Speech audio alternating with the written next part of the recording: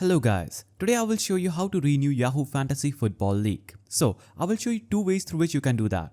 But before that, you need to remember that private leagues can be renewed from year to year, allowing returning managers to jump right into new season with the same settings used in any of the last 3 seasons. Private leagues automatically renew by default, but you can manually renew early. Now, I will show you how you can exactly renew the league. So, simply navigate to any browser on your PC because these steps can only be carried out on a PC. You cannot use the mobile app in order to do this. So simply navigate to any browser on your PC, navigate to sports.yahoo.com, log in using your user credentials and you'll be on this page. On this page, simply navigate to sports, navigate to fantasy, then choose my teams and leagues or simply choose any game that you play.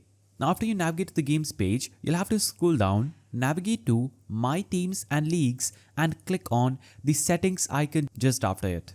After you click on settings, you will see this page where you can simply click on edit league settings button just after the league's name and team. Choose any league that you want to edit the settings for, click on edit league settings. Now scroll down here, you have the option to auto renew league. As you can see, when you set your league to auto renew, it will automatically renew when the game opens next season. Simply make sure that you have chosen yes.